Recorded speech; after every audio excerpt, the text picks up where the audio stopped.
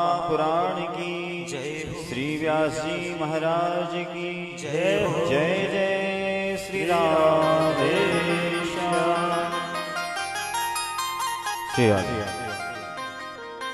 आइए मनवाणी को पवित्र करें, भगवान नाम संकीर्तन करके भगवान जी से प्रार्थना करते हुए श्याम सुंदर जी हमारी समस्त पापों को हर करके हमें आपके चरणार बिंदों में प्रीति हो जाए, ऐसी कृपा बनाइए। तो ठाकुर जी से तालनाद एवं शब्दनाद के साथ में ठाकुर जी का भजन करेंगे सभी लोग। बोलिए वृंदावन बिहारी लाल की जय। आना सुंदर श्याम हमारी हरि कीर्तन में आना। बहुत बढ़िया, ऐसे ही कीर्तन करना तो हम अच्छे अच्छे भजन गाएंगे। बहुत सुंदर, जय हो।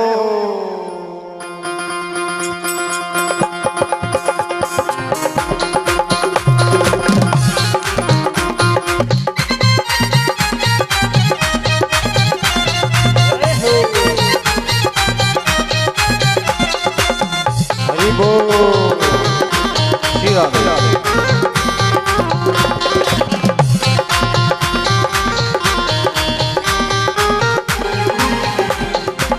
आना सुंदर श्याम हमारी हरि कीर्तन में, आना सुंदर श्याम हमारे हरि कीर्तन में, आना सुंदर श्याम हमारी हरि कीर्तन में, आना सुंदर श्याम हमारे हरि कीर्तन में। आप भी आना संग, आप भी आना संग ग्वालों को लाना, आप भी आना संग ग्वालों को लाना, आप भी आना संग ग्वालों को लाना, आप भी आना संग ग्वालों को लाना। वंशी मधुर बजाना हमारे हरि कीर्तन में, वंशी मधुर बजाना हमारे हरि कीर्तन में।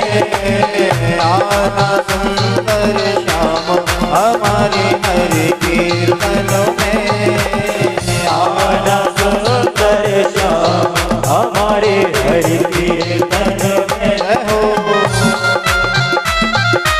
श्री राधे।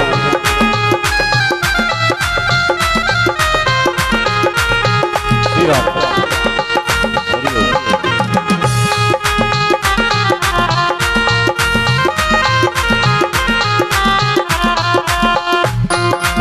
ताली बजाते हुए सब लोग।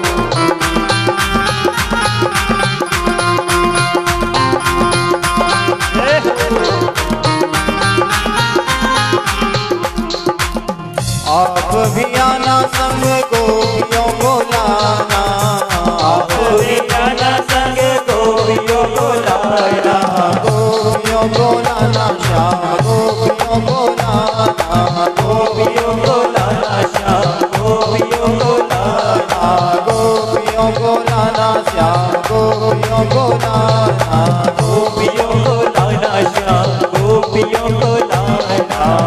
आप भी आना संग गोपियों को लाना, आप भी आना श्याम गोपियों को लाना। अरे मातन मिश्री खाना हमारे हरि कीर्तन में, मातन मिश्री खाना हमारे हरि कीर्तन में।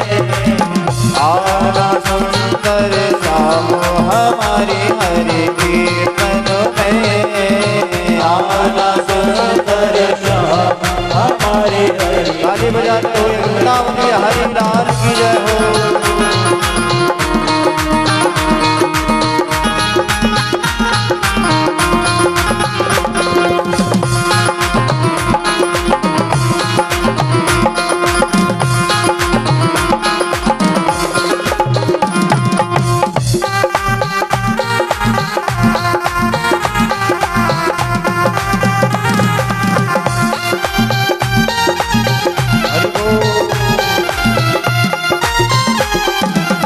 आप भी आना संग राधा जी को लाना, आप भी आना संग राधा जी को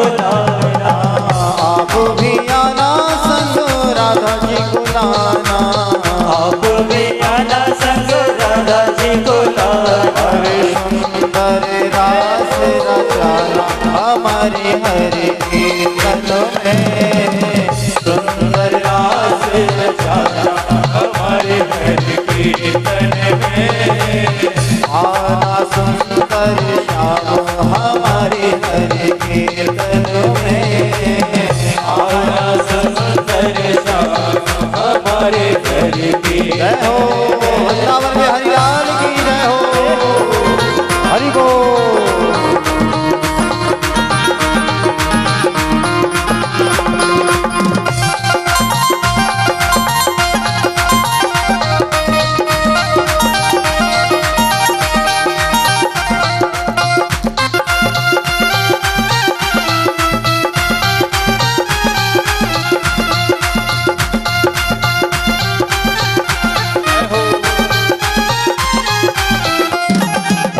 आप भी आना संग द्रौपदी को लाना।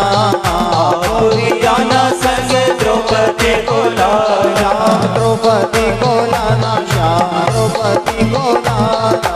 द्रौपदी को लाना श्याम द्रौपदी को लाना। द्रौपदी को लाना। श्याम द्रौपदी को लाना। द्रौपदी को लाना श्याम द्रौपदी को लाना। आप भी आना संग द्रौपदी को लाना। आप भी आना संग द्रौपदी को लाना। हर सभा में चीर बढ़ाना हमारे हरि कीर्तन में। सभा में चीर बढ़ाना हमारे हरि कीर्तन में।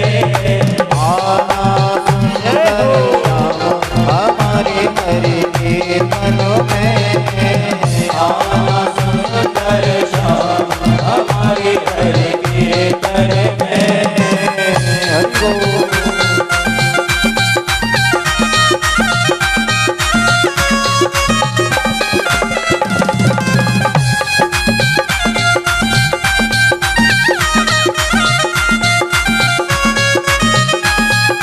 जय हो।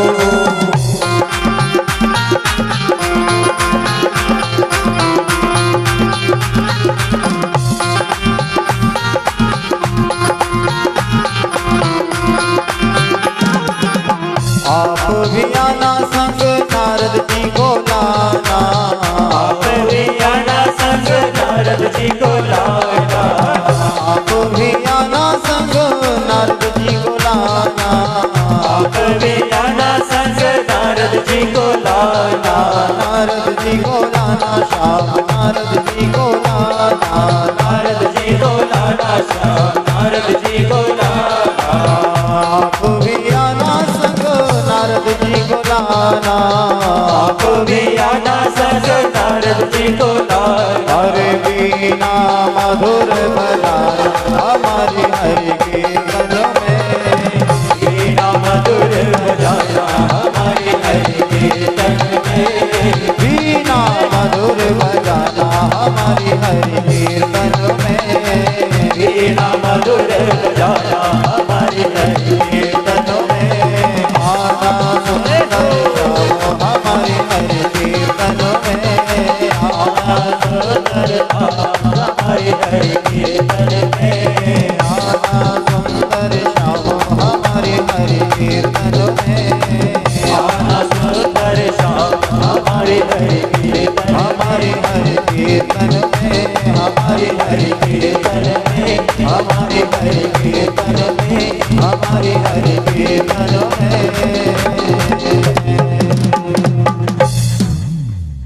बोली वृंदावन बिहारी लाल की जय हो।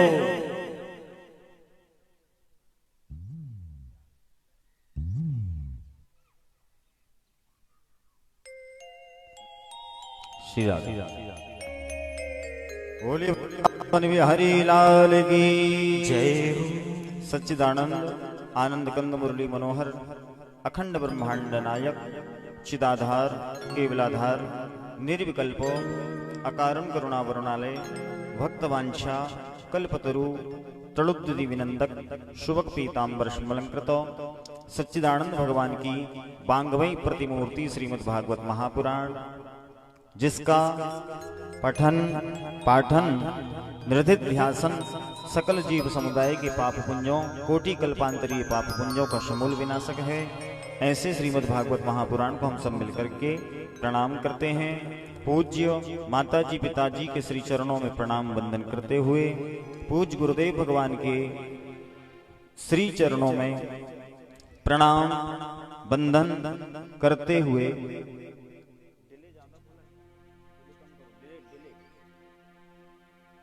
श्री राधे।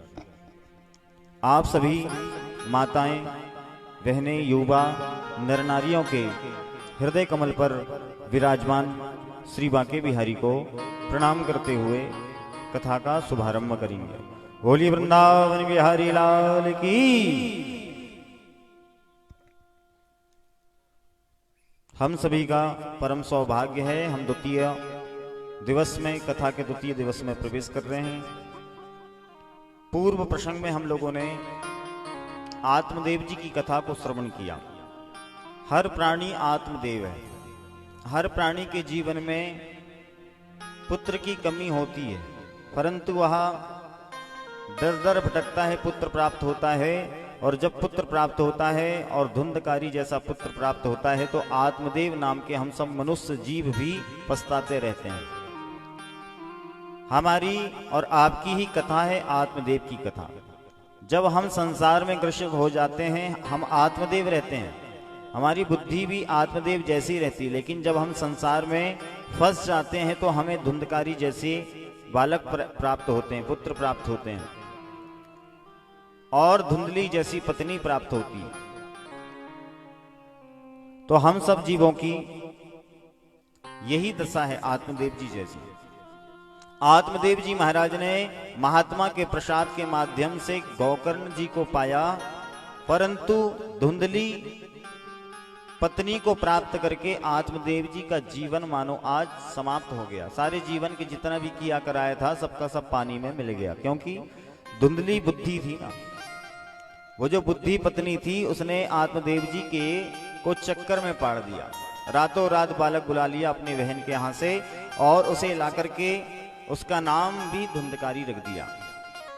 यथा नाम तथा गुण, जैसा नाम रहेगा वैसा गुण आ जाता है। धुंधकारी नाम रखा तो धुंधकारी की बुद्धि भी धुंधकारी जैसी हो गई। धुंधुम कलहम करोति इति धुंधकारी, जो हमेशा कलह करता हो, जो हमेशा ऊधम करता हो, उसका नाम धुंधकारी।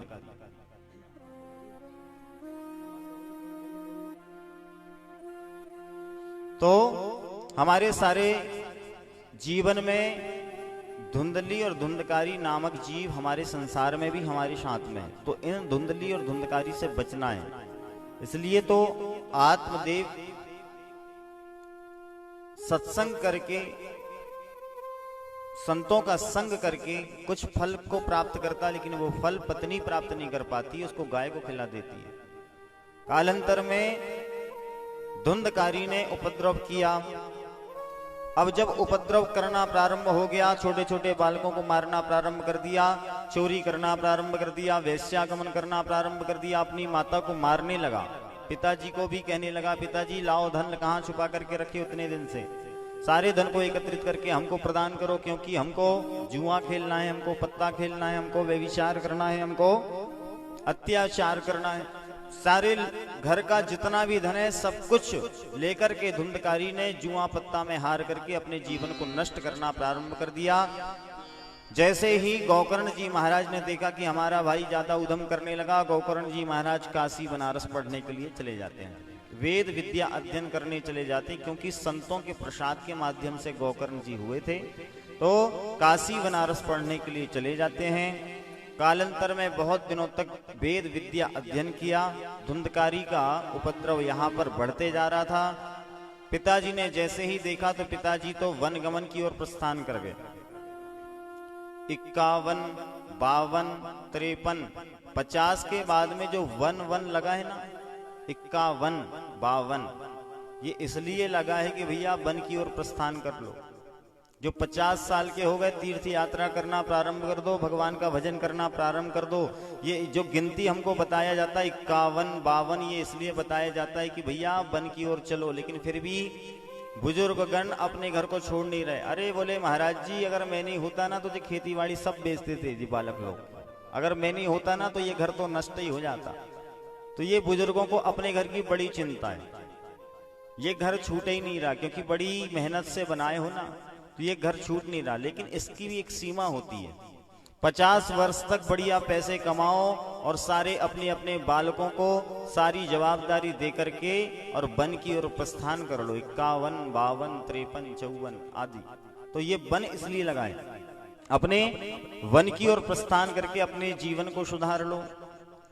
आत्मदेव जी ने जैसे ही धुंधकारी का उपद्रव देखा तो वन की ओर प्रस्थान करना चाहा। उसी समय गोकर्ण जी महाराज वेद विद्या अध्ययन करके वापस आए। पिताजी, आप इस संसार के माया मोह में मत फंसो, क्योंकि देहे स्तिमान सरुदरे विमतिं त्यजत्वम् जाया सुतादिषु सदा ममतां विमुञ्च पश्यानिशं जगदिदं क्षणभङ्गनिष्टम् वैराग्यरागरसिको भवभक्तिनिष्ठः। बोले पिताजी, इन गृहस्थियों के चक्कर में मत पड़ो। देहे स्तिमान सुरुधरे विमतिं त्यजत्वम्। बोले हमारे जो देह में स्थित हड्डी मांस मज्जा आदि है, ये सब नाशवान है। मनुष्य का शरीर किसी काम का नहीं है। सारे जीवों का कहीं ना कहीं काम आ जाता है, लेकिन मनुष्य का शरीर कहीं काम नहीं आता है। बकरी की छाल भी काम आ जाती है, बकरे की खाल भी काम आ जाती है, और ढोर का चाम भी काम आ जाता है। जैसे ढोलक बज रही है, कितनी जोर से बजती ढोलक। मरे ढोर का चाम है, मरे ढोर का चाम है, लेकिन उसके बाद भी, मरने के बाद भी ढोर का चाम काम आ जाता है। भगवान की कीर्तन में कितनी जोर से बजता है उसको। वो जब बजता है जब हमारी ताली बजती है, तो मरे ढोर का चाम भी हमें जीना सिखा देता है, ताली बजाना सिखा देता है। तो निश्चित रूप से आत्मदेव जी महाराज को गोकर्ण जी महाराज ने बड़ा सुंदर उपदेश दिया, जबकि बेटा है, पुत्र है, लेकिन उसके बाद भी कहते हैं पिताजी, देह स्तिमान सुरुद्रे विमतिं त्यजत्वम्। ये देह स्थित हमारे मांस मज्जा का शरीर है, ये किसी काम का नहीं है। खून का गारा बनाया ईंट इसमें हड्डियां, चंद श्वासों पर टिका है ये ख्याले आसियां। भक्त की पुरजोर आंधी जब इससे टकराएगी, चंद मिनटों में इमारत खाक में मिल जाएगी। हमारा जो शरीर है ये मात्र खून का गारा, जैसे घर बनता है ना, तो खून का गारा है, ईंट इसमें हड्डियां, और ईंटों का घर बनता है, ऐसे ही हमारे शरीर में हड्डियां हैं। और खून का गारा बनाया ईंट इसमें हड्डियां, चंद श्वासों पर टिका है ये ख्याले आसिया। जैसे ये पिल्लर लगे हैं पंडाल के, अगर ये पंडाल के पिल्लर को हटा दो तो पूरा पंडाल नीचे आ जाएगा। इसी प्रकार से हमारे जीवन में चंद मिनटों हमारे अंदर जीवात्मा जो है परमपिता परमेश्वर वो सांस दे रहा है। जिस दिन वो सांस रूपी पिल्लर समाप्त हो जाएगा, समाप्त जैसे ही मिटेगा, उसी समय चंद मिनटों में इमारत खाक में मिल जाएगी, तुरंत वहां मिट्टी में मिल जाएगी। मिट्टी का खिलौना मिट्टी में मिल जाएगा। इसलिए कहा जाता है, मान मेरा कहना नहीं तो पछताएगा, मिट्टी का खिलौना मिट्टी में मिल जाएगा। ये जो खिलौना है ना, माटी का है, इसमें हम लोग कितने क्रीम लगा लो, कितने पाउडर लगा लो, नहीं तो कितने अच्छे वस्त्र पहन लो, लेकिन एक दिन ये हंसा अकेला उड़ जाएगा। एक दिन ये हंसा अकेला उड़ जाएगा, माटी का खिलौना माटी में मिल जाएगा, कुछ नहीं जाने वाला। जहां तक कि घर के लोग भी जाने वाले नहीं साथ। कहां तक जाएंगे? मरघटी तक, और मरघटी में जला के जाएंगे। बोले तुमने इतने दिन तक धन इकट्ठा किया, घर बनाया, खेत बनाया, सब कुछ बनाया, उसके बाद क्या हुआ? मरघटी में जाके जलना पड़ा। और वो भी कौन जलाते हैं? जिससे तुम ज्यादा प्रेम करते हो। बालक अपने घर का बालक ही जलाता ना, मुख्य जो बेटा है, बेटे ही ले जाकर के जला के जाएगा। और उसके बाद भी जलाने के बाद में ये नहीं कि छोड़ देगा, जितनी हड्डी पसली जो बची है ना हड्डी, जलाने के बाद में वो भी गंगा जी में ले जाके सिरा देगा। इतनी सी चिरकी भी नहीं रहना चाहिए, इतना सा कण भी हड्डी का भी नहीं रहना चाहिए। तो ये हमारा मांस पूरित लेपन वाला शरीर है, इससे ज्यादा प्रेम करने की आवश्यकता नहीं है। उतना ही प्रेम करो जितना करने को है। ज्यादा प्रेम करोगे तो मिट्टी का खिलौना है, ज्यादा इसमें चूरन चटनी लगाओगे, क्रीम पाउडर लगाओगे तो भी ये साथ में जाने वाला नहीं है। आत्मदेव जी महाराज को गोकर्ण जी महाराज ने समझाया, बोले पिताजी देहिस्तिमान सुरुद्रे अभिमतिंत जत्वम जाया सुता दिशु सदा ममताम विमुंच। अपने बेटा बेटी के चक्कर में मत पड़ो, पति पत्नियों के चक्कर में मत पड़ो, धन वैभव के चक्कर में मत पड़ो। केवल भगवान का दसमस्स पाठात, श्रीमद् भागवत के 10वें स्कंद का पाठ करो। इन बेटों के चक्कर में मत पड़ो। तुरंत आत्मदेव जी को आत्मज्ञान हुआ और जंगल की ओर प्रस्थान करते हैं। बोले बेटा तूने पढ़ लिख करके आया, मुझे अच्छा ज्ञान प्रदान किया। मुझे तो महात्मा जी मिले थे पहले, और महात्मा जी ने मुंचा ज्ञानम प्रजा रूपम, मुझे ज्ञान दिया था। मुझे ज्ञान दे करके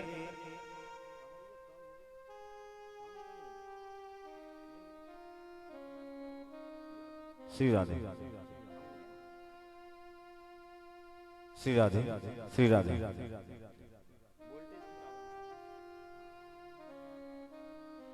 बोलिए वृंदावन बिहारी लाल की जय। तो आत्मदेव जी को महात्मा जी ने पहले ही समझा दिया था कि मुंचा ज्ञानम प्रजा रूपम। बोले आत्मदेव जी सारा जो शरीर है किसी काम का नहीं है, बेटा बेटी के चक्कर में मत पड़ो। लेकिन आत्मदेव जी ने माना नहीं था, तो महात्मा जी ने एक फल प्रदान किया था, और फल के माध्यम से गोकर्ण जी प्राप्त हुए थे। वही गोकर्ण जी महाराज ने फिर आत्मदेव जी को ज्ञान प्रदान किया कि पिताजी जाकर के सारे संसार को त्यागो और दसमस्स पाठात भगवान कृष्णचंद्र जी का ध्यान लगाओ। अब यहाँ पर आत्मदेव जी तो वन गमन की ओर प्रस्थान कर गए, वन चले गए। परंतु जैसे ही आत्मदेव जी वन की ओर प्रस्थान करते हैं, उसी समय धुंधकारी का उपद्रव और बढ़ जाता है कि अब पिताजी घर में नहीं है, अब उपद्रव और ज्यादा होगा। तो अपनी माता जी को मारने लगा। ला माता, तूने कहां पर धन छिपा करके रखा है?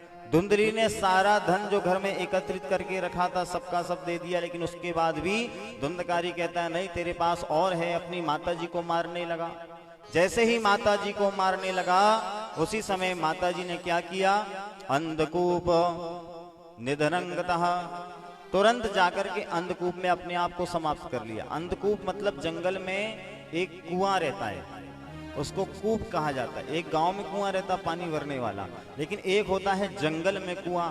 वो जंगल में हाथी गिर जाए, शेर गिर जाए, चाहे कोई भी प्राणी गिर जाए, पता नहीं चलता है। तो धुंधली ने अपने आप को कहां समाप्त किया? अंधकूप में समाप्त किया। जो संतों की नहीं मानता, जो भक्तों की नहीं मानता, जो भगवान की नहीं मानता है, उसको कहां जाकर के गिरना पड़ता है? अंधकूप में, जहां पर कोई साथ नहीं देता, भगवान भी साथ नहीं देते। क्योंकि इतना बुरा किया है धुंधली ने कि आत्मदेव की बात नहीं मानी।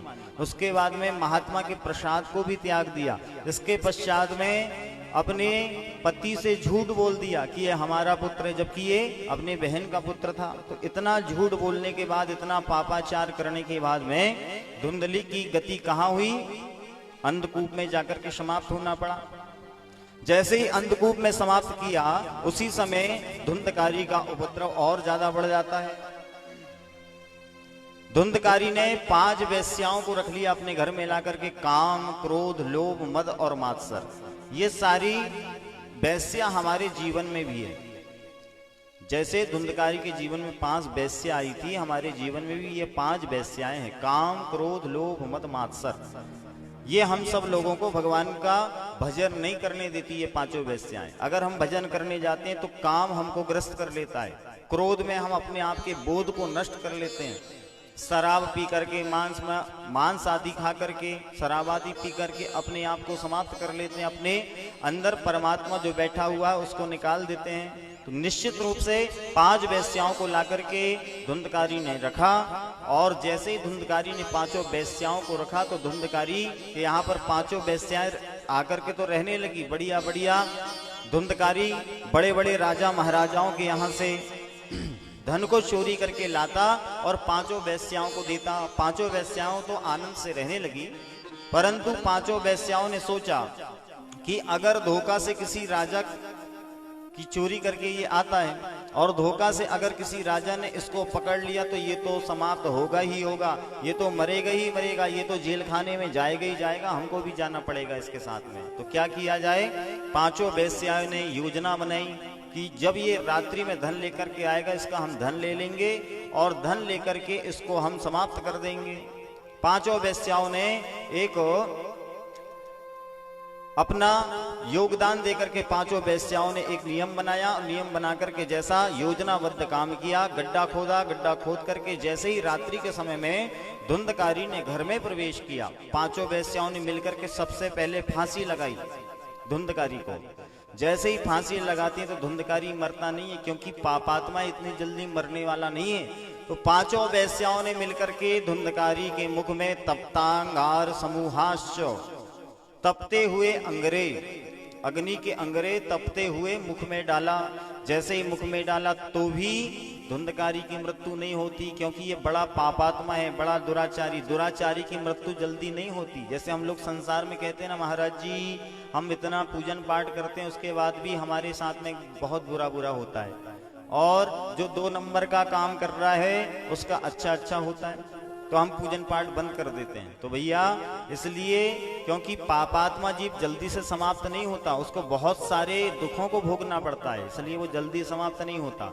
धुंधकारी वो तप्तांगार समूहाश्च, जैसे ही तपते हुए अंगारे मुख में डाले तो भी धुंधकारी समाप्त नहीं होता। तो सारी पांचों वेश्याओं ने मिलकर के क्या किया, जो गड्ढा खोदा था उसी गड्ढे में धुंधकारी को समाप्त करके और गड्ढे में पूर दिया। अब पांचों वेश्याओं ने सारा धन लेकर के 9-11 हो गई, पांचों वेश्या घर को छोड़ करके चली गई। अब कालांतर में धुंधकारी जी महाराज तो हो गए भूत, क्योंकि इतने पाप किए थे तो भूत तो होना ही होना, तो भूत हो गए। और आगे चल करके जैसे ही गौकर्ण जी महाराज को पता लगा कि हमारी माता जी भी समाप्त हो गई, हमारे भाई धुंधकारी भी समाप्त हो गए, तो गौकर्ण जी महाराज ने गया जी में श्राद्ध कर दिया धुंधकारी के नाम से, कि हमारे भाई समाप्त हो गए तो श्राद्ध तो करना पड़ेगा, उनकी मुक्ति के लिए श्राद्ध किया।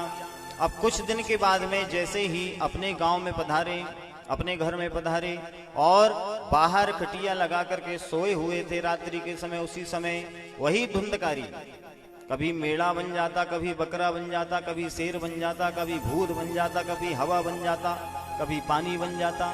जैसे ही गौकर्ण जी महाराज ने देखा तो हाथ में जल लेकर के गायत्री मंत्र का विष्टन करके, गायत्री मंत्र का उच्चारण करके जैसे उस प्रेत के ऊपर छिड़काव किया, उसी समय धुंधकारी बोल उठता है। गौकर्ण जी कहते हैं तुम कौन हो? तो धुंधकारी कहता है अहम भ्राता त्वदीयोऽस्मि धुंधकारीति नामतः, स्वकीयनैव दोषेनो ब्रह्मत्वं नाशितं मया। बोले भैया मैं तुम्हारा ही भ्राता धुंधकारी हूँ, स्वकीयनैव दोषेन ब्रह्मत्वं नाशितं मया। मेरे ही अपराध के कारण, मेरे ही उपद्रव के कारण मुझे आज मरना पड़ा। पांचों वेश्याओं ने मिलकर के मुझे मारा, और मारने के बाद में मैं मरा नहीं, मैं तो भूत बन गया, मैं प्रेत बन गया हूं। भैया मेरे इस प्रेतत्व को समाप्त करने के लिए आप कुछ करें। तो गौकर्ण जी महाराज कहते हैं कि मैंने तुम्हारे लिए तो गया में श्राद्ध कर दिया था, तुम्हारी मुक्ति नहीं हुई। तो धुंधकारी कहते हैं, बोले महाराज भैया गया श्राद्ध सतेनापि मुक्तिर्मे ना भविष्यति।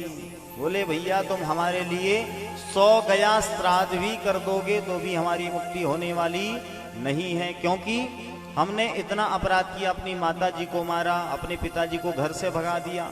कभी भी जो पिताजी माता जी के घर में रह रहे हो भैया वहां से मत भगाओ, अगर भगना है तो तुम भग जाओ, लेकिन माता पिता को अपने पुराने घरों से मत भगाओ। जो माता पिता को भगाता है उसको धुंधकारी जैसी मुक्ति मिलती है, भूत बनना पड़ता है। तो धुंधकारी ने कहा अहम भ्राता तुदीयोऽस्मि धुंधकारीति नामतः, मैं आपका ही भाई हूं, पाप के कारण मुझे प्रेतत्व प्राप्त हो गया। गौकर्ण जी महाराज ने कहा हम आपकी मुक्ति का कुछ कारण करते हैं, कुछ उपाय करते हैं। तुरंत गौकर्ण जी महाराज ने जैसे ही सूर्य की उपासना करके सूर्य भगवान की प्रार्थना किया तो सूर्य भगवान ने कहा, तुभ्यं नमो जगत साक्षी ब्रूहि में मुक्ति हेतुकम श्रीमद् भगवतान मुक्ति सप्ताह वाचनं कुरु। सूर्य भगवान ने कहा, गौकर्ण, अगर तुम्हें अपने भाई की मुक्ति करना है तो तुम सप्ताह यज्ञ श्रीमद् भागवत महापुराण के मूल को करो, भागवत को करो, तो तुम्हारी भाई की मुक्ति निश्चित रूप से हो सकती है। तुरंत गौकर्ण जी महाराज ने सप्ताह यज्ञ करना प्रारंभ किया श्रीमद् भागवत महापुराण का। वैष्णवम ब्राह्मणम मुख्यम सोतम परिकल्पयाः। सारे श्रोतव्य ब्राह्मण आदि संत आदि को आमंत्रण देकर के गौकर्ण जी महाराज ने श्रीमद् भागवत महापुराण का वाचन प्रारंभ किया। और जैसे ही वाचन प्रारंभ किया, श्रीमद् भागवत का आयोजन प्रारंभ होता है, उसी समय धुंधकारी तो रहता है हवा में, प्रेतत्व में। तो धुंधकारी जी महाराज के लिए स्थान कहीं भी प्राप्त नहीं हुआ। तो कहाँ हुआ? वहां पर लगा हुआ था बांस का जंगल। जैसे ही बांस का जंगल धुंधकारी ने, प्रेत ने देखा, तो वहां उस एक बांस में, 7 गठान के बांस में जाकर के अपने आप को स्थापित कर लिया। बांस में क्यों कर लिया? क्योंकि बांस में हवा रुक जाती है। इसलिए प्रेत, हमारे घर में जो बांस है, बांस हम जलाने को मना करते ना, अपने घरों में बांस को नहीं जलाना चाहिए। बांस कब जलाया जाता है? जब मृत्यु होती है, जब हम मरघटी ले जाते हैं, उस समय बांस को उस समय भी नहीं जलाया जाता, केवल ले जाने के लिए वह काम आता है। जैसे ये 7 गठान का बांस लगा, ये सफेद कपड़े में बंधा हुआ, ये इसमें बांस है। 7 गठान के बांस में मुक्ति को प्राप्त करने के लिए धुंधकारी ने अपने आप को स्थापित किया। ये बांस इसलिए बांधा जाता है कि हमारे गांव में, हमारे घर में अगर कोई होगा जिसकी मुक्ति नहीं हुई होगी, तो वह इस बांस में आकर के कथा को श्रवण करते हैं। और 7 दिन तक कथा श्रवण करके बांस में ही क्यों करते हैं? क्योंकि और भी कई प्रकार की लकड़ियां हैं, एक सी एक, अच्छे अच्छे डंडा है, डंडा भी तो लगा सकते हैं, लेकिन बांस क्यों लगाते हैं? क्योंकि बांस में हवा रुक जाती है और हमेशा प्रेत जो होते हैं वो बांस में रुक सकते हैं। इसलिए जैसे धुंधकारी जी महाराज 7 गठान के बांस में जाकर के स्थापित हुए, 7 दिनों तक निराहार होकर के एक आसन पर बैठ करके धुंधकारी ने कथा को श्रवण किया। जैसे ही सप्ताह यज्ञ पूर्ण हुआ तो एक दिन में 1 गठान, दूसरे दिन में 2 गठान फूटते जाती 7 दिन में 7 गठान फूट जाती है। और जैसे ही 7 गठान फूटती है, उसी समय क्या होता है? श्री धुंधकारी जी महाराज जो बड़े पापात्मा थे, बड़े दुरात्मा थे, वह दिव्य रूप धरो जाता तुलसी दाम मंडितः पीतवासः घनश्यामो मुकुटी कुंडलान्वितः। भगवान के जैसे धुंधकारी ने अपना स्वरूप धारण कर लिया। धन्या भागवती वार्ता प्रेत पीड़ा विनाशनी।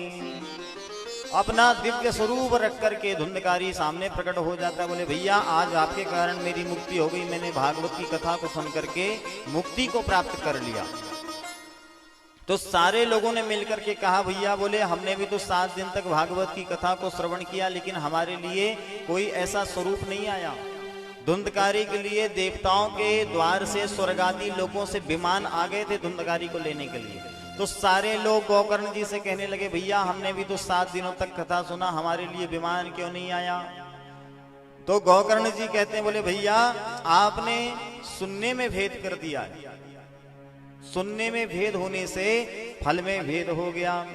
तो यहाँ पर गौकर्ण जी महाराज कहते हैं, आप सभी जितने भी श्रोता समुदाय हैं, सबने मिलकर के अपने सुनने में भेद हो गया है, इसलिए तुम्हारे लिए विमान नहीं आया, लेकिन धुंधकारी के लिए विमान आता है। तो धुंधकारी का स्वरूप कैसे हो जाता है? दिव्य रूप धरो जाता तुलसी दाम मंडिता पीतवासा घनश्यामो।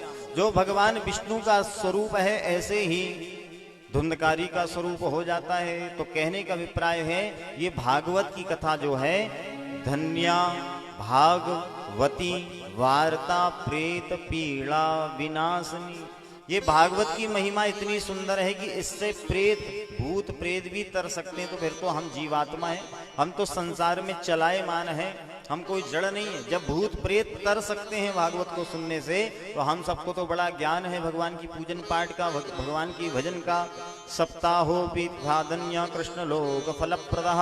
सारे लोगों ने बार बार भगवान का वंदन किया। धुंधकारी ने बार बार अपने भाई को प्रणाम किया कि भाई आपके कारण आज मेरी मुक्ति हो गई, नहीं तो मैं इसी संसार में घूमते रहता भूत की तरह।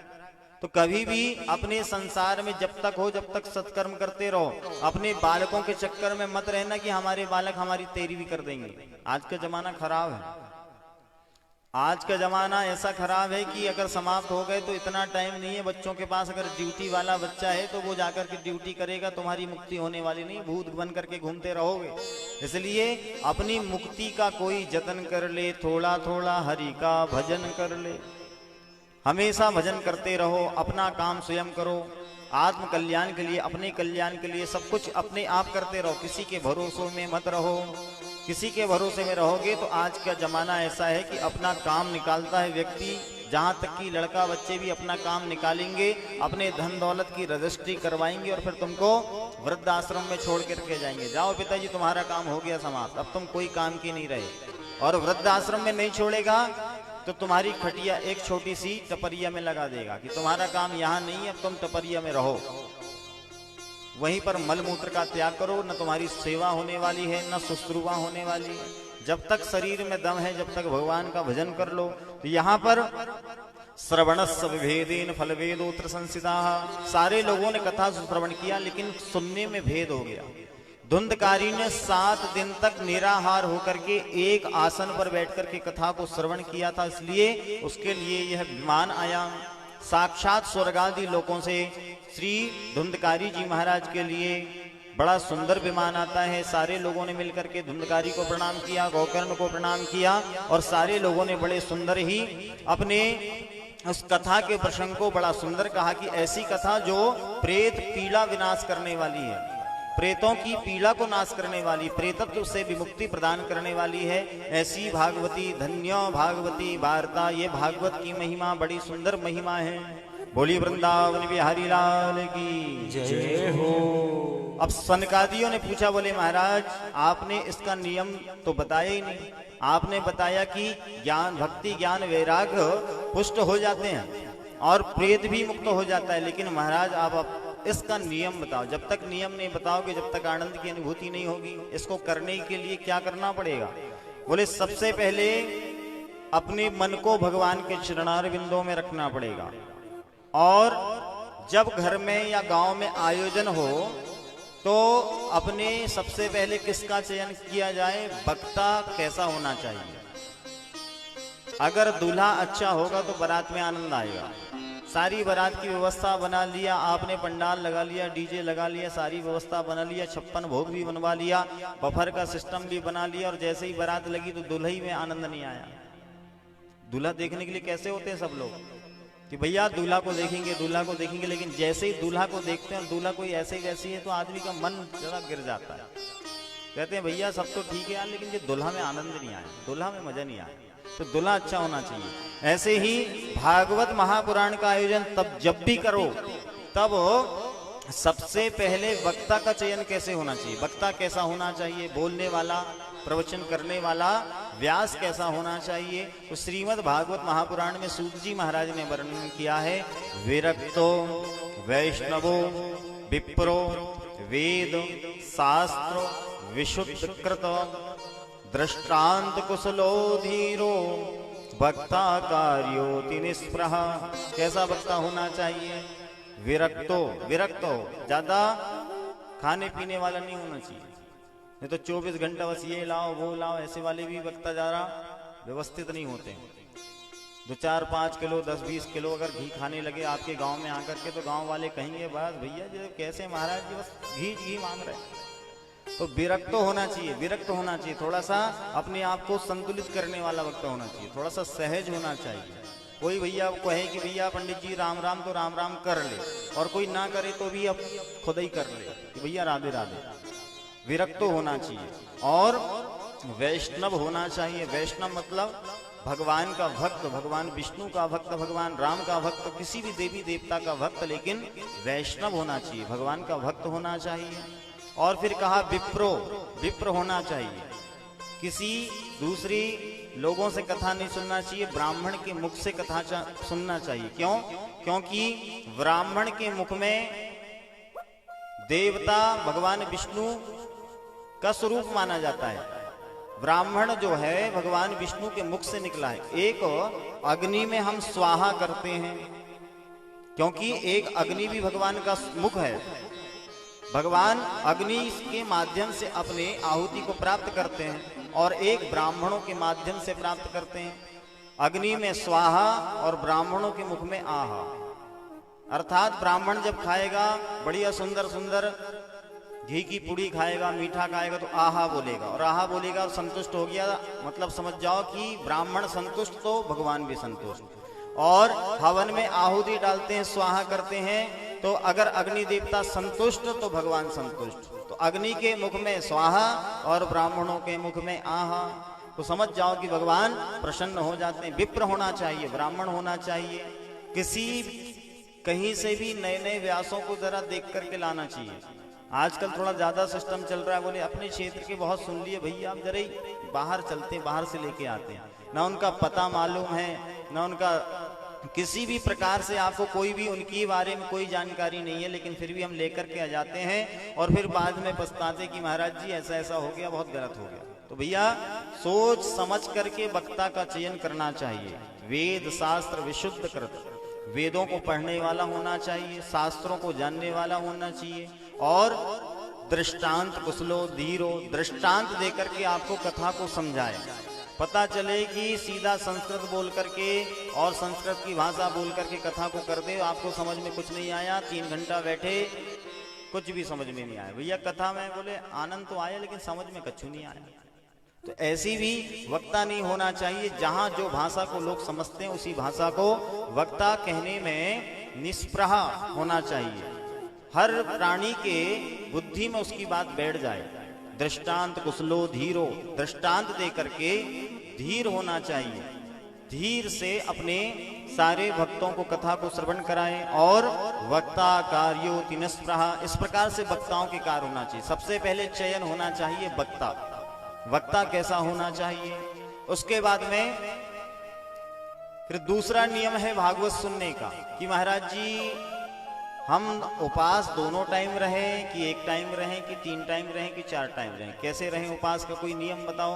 तो भागवत में लिखा है भोजनम तु वरम मन्ये कथा श्रवण कार्यकम नोपवासो वरः प्रोक्ता कथा विघ्न करो यदि। भागवत जी में लिखा है भोजनम तु वरम मन्ये, अगर एक टाइम भोजन करके रह सकते हो, कथा श्रवण करने में आनंद आ रहा है, एक टाइम उपास रहो, एक टाइम भोजन करो। और अगर एक टाइम भोजन करने में एक टाइम उपवास रहने में आनंद नहीं आ रहा, दोनों टाइम भोजन करने में और कथा सुनने में आनंद आ रहा, तो दोनों टाइम भोजन करो। और दोनों टाइम भोजन करने के बाद भी अगर मन को संतुष्टि नहीं कि भैया भूख लगती, जो 3 टाइम 4 टाइम बढ़िया खाओ रोटी, कोई दिक्कत नहीं है, बढ़िया भोजन करो, लेकिन ज्यादा मत करो। इतना भी भोजन करके मत आओ कि यहाँ और बस खम्मा से टिकोर नींद आ गई। भागवत में लिखा है कि भोजनम तु वरम मन्ये, भोजन कर सकते हो। उपवास की आवश्यकता इसलिए नहीं है कि उपवास का मतलब ये नहीं कि आप लोग पेट खाली करके और बस आपके पेट में चूहा कूद रहा और कथा सुन रहा, तो कहाँ मन लगेगा बताइए। और ज्यादा खिचड़ी भी मत खाओ, साबूदाना की खिचड़ी खाओगे तो खिचड़ी होती है गरिष्ठ, ज्यादा खिचड़ी खाने की भी आवश्यकता नहीं, थोड़ा थोड़ा खाओ। अगर कथा सुनने में भोजन करने में आनंद आ रहा है कि कथा सुनते समय हम 2 टाइम भोजन करते हैं और कथा सुन सकते हैं, तो दोनों टाइम भोजन करो। और फिर भी कथा सुनने में आनंद नहीं आ रहा, 3 टाइम 4 टाइम खाते रहो, लेकिन कथा में विघ्न नहीं आना चाहिए। जैसे ही कथा में बैठे तो कथा में नींद नहीं आना चाहिए, इतना भोजन करो। नोपवासो वरः प्रोक्ता कथा विघ्न करो यदि, हमारी कथा सुनने में कहीं विघ्न ना आए, इतना भोजन करो। और उपवास का मतलब ये नहीं है कि फलाहार करो, खिचड़ी और साबूदाना और आदि आदि बहुत सारी उपवास के आइटम हो गए आजकल। जितना भोजन का आइटम नहीं उससे ज्यादा तो उपवास के आइटम हो गए। उपवास का मतलब ये नहीं कि आप फलाहार करो, उपवास का मतलब है उपवास। जैसे सरपंच के साथ में कौन रहता है? उप सरपंच। अगर सरपंच नहीं है तो उप सरपंच काम कर देगा। प्रधानमंत्री नहीं है तो उप प्रधानमंत्री काम कर देगा, मुख्यमंत्री नहीं है तो उप मुख्यमंत्री काम कर देगा। उसी प्रकार से उपवास, जिस देवी देवता का आप साधना कर रहे हो उसके पास में रहो, उपवास। उस दिन उस समय भगवान के साथ में ज्यादा समय व्यतीत करो, उसका नाम है उपवास। उपवास का मतलब ये नहीं कि फलार करो। फलार का मतलब खिचड़ी खाना नहीं होता कि भैया नवरात्रि चालू हो रही, ले आना जरी 10-20 किलो साबुत दाना और 10-20 किलो जरा फल्ली दाना। नवरात्रि में जरा हम उपास रहते ना तो पहले से व्यवस्था चालू हो जाती, चिप्स बनाना चालू हो जाएगा, पापड़ बनाना चालू हो जाएगा, साबुत दाना की लिस्ट बन जाएगी पूरी नवरात्रि की। बोले क्यों लिस्ट क्यों? बोले नवरात्रि चालू हो रही। ये नवरात्रि चालू नहीं हो रही, ये डिश चालू हो रही। डिश की पूरी लिस्ट बनती कि नवरात्रि में एक से एक फलार करेंगे। और आजकल तो एक से एक सिस्टम आ गया, आप इडली बना सकते हो उपवास के लिए। इडली साबुत दाना को पीस करके इडली बन जाती है, और टमाटर की चटनी बन जाती है, और सिंघाड़े के आटे की पूड़ी बन जाती है। हम जब बाहर जाते तो उपवास में हमको पहली बार जब हमको मिला तो बोले महाराज जी सब फलारी। सब्जी बन गई टमाटर की, आलू की, क्योंकि ये फलारी होती है। आलू भी चल जाता फलार में, टमाटर भी चल जाता है। और पूड़ी काहे की बने? तो बोले सिंघाड़े के आटे की पूड़ी बन गई, दे सब्जी रोटी बन गई। कहाँ उपवास की आवश्यकता है? तो कहने का अभिप्राय है उपवास का मतलब भगवान के पास रहना। जैसे सरपंच के पास उपसरपंच रहता है, इसी प्रकार से भगवान के पास रहना ही उपवास है। तो भोजनम तु वरम मन्ये कथा श्रवण करो यदि। भगवान का भोजन करके इस कथा सुनने में आनंद आ रहा तो भोजन करके कथा सुनो, लेकिन कथा को सुनो। अगर उपवास 3-4 टाइम अगर बिना भोजन करे भी कथा सुनने में आनंद आ रहा तो निराहार होकर के कथा को श्रवण करो। इसमें कोई ज्यादा ऐसा खाने पीने में नियम नहीं, लेकिन प्याज लहसुन को मत खाओ और बिना प्याज लहसुन की कथा को श्रवण करो, क्योंकि ये अपनी मानसिकता को थोड़ा गड़बड़ करती है। अपनी मानसिकता में निश्चित रूप से गड़बड़ करने वाली प्याज लहसुन की बात। इसलिए 7 दिनों तक केवल हो सके तो 7 दिनों तक प्याज लहसुन का त्याग करना चाहिए, क्योंकि ये तामसी बुद्धि को प्रदान करने वाला होता है। तो प्याज लहसुन का त्याग करना चाहिए। उसके बाद में सबसे मुख्य बात आती है, बोले महाराज जी खर्चा कितना आएगा? सब तो ठीक है, व्यास जी भी देख लिए, पंडाल वाले से भी बात कर लिए, साउंड वाले से भी बात कर लिए, लेकिन महाराज जी बजट कितना है? तो बजट के श्लोक के माध्यम से श्री वेदव्यास जी महाराज ने बजट भी बताया है, लेकिन बजट को सार्वजनिक नहीं किया।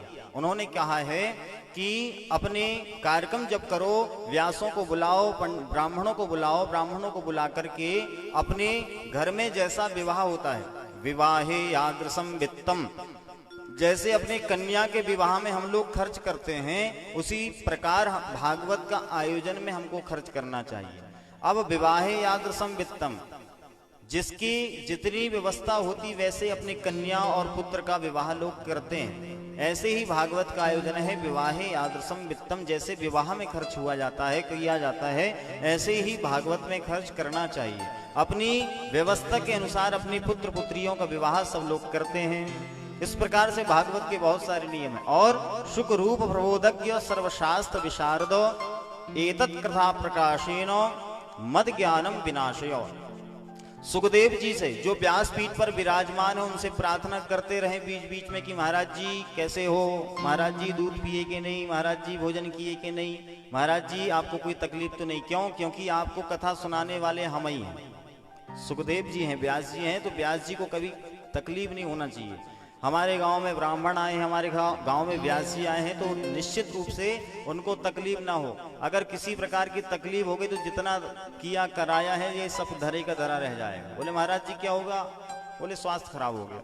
अब जब स्वास्थ्य खराब हो गया तो तुम कितनी कथा सुनने वाले आ जाओ, सबको आ जाओ, अगर व्यास जी की स्वास्थ्य खराब हो गया तो क्या कथा श्रवण करोगे? इसलिए व्यास जी को निश्चित रूप से बार बार प्रार्थना करते रहो कि व्यास जी बड़ा आनंद आया कथा सुनकर के, और आप हमको अच्छी कथाओं को श्रवण कराएं। इस प्रकार से रोज प्रतिदिन सुखदेव जी की सेवा करें, व्यास जी की सेवा करें, किसी प्रकार से कोई तकलीफ ना हो और हमारा कार्यक्रम निर्विघ्नता पूर्वक संपन्न हो जाए। सुखदेव जी से बार बार व्यास जी से प्रार्थना करते रहें। इस प्रकार से जैसे ही सनक सनंदन सनातन कुमारों ने भागवत जी का नियम बताया, उसी समय सारे ऋषि मुनि गंधर्व आदि और प्रहलाद आदि सभी लोग अपनी करताल वीणा को धारण करके आ जाते हैं। प्रहलाद दस्ताल धारी तरल गति तया चोद्धवा कांसधारी वीणाधारी सुर रसि सुर कुशल तया राग करतार्जुनो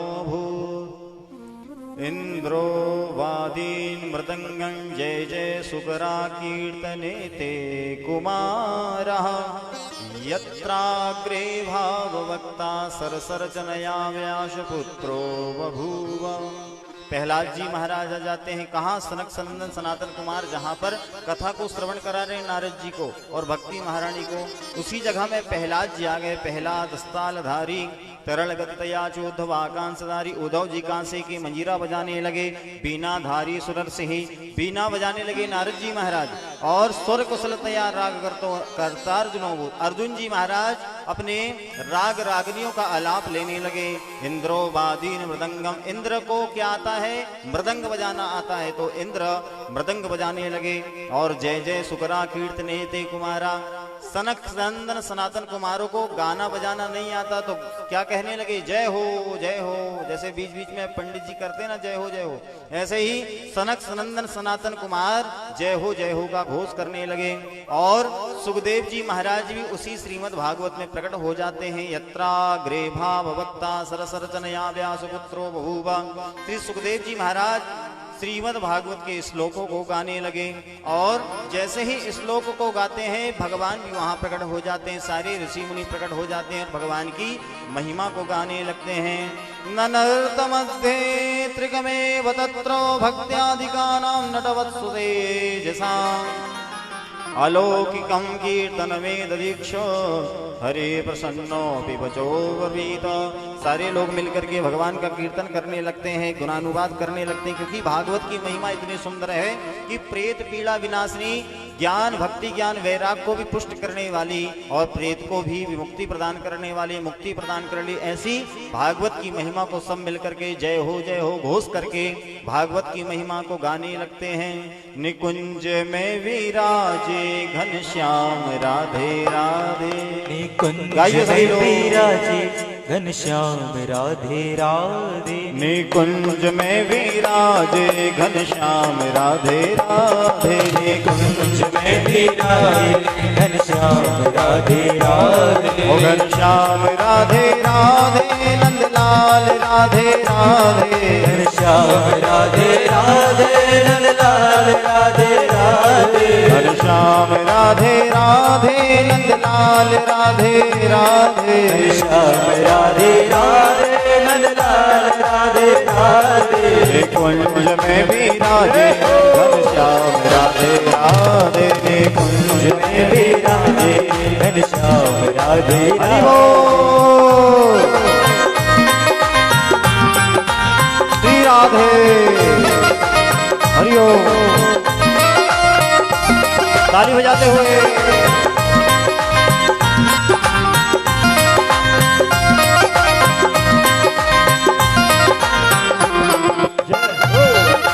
हरि बोल।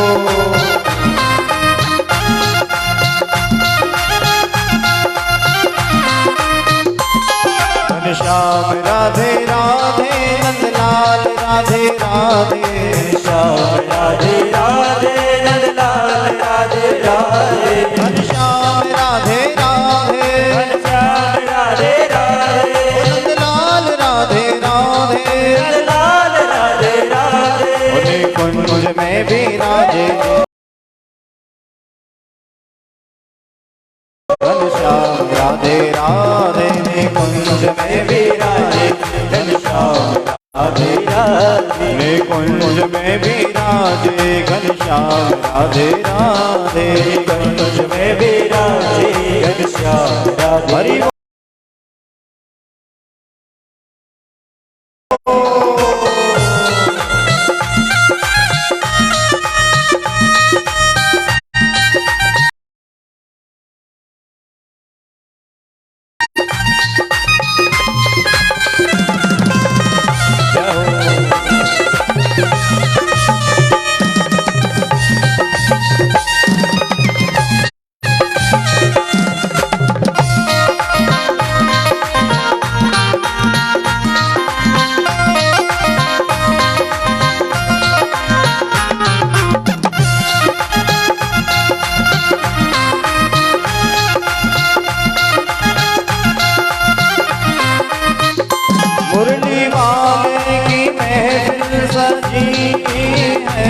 मुरली वाले की महफिल सजी ओ मुरली वाले की महफिल सजी है, मुरली वाले की महफिल सजी है, उनकी रहमत का झूमर सजा है, उनकी रहमत का झूमर सजा है।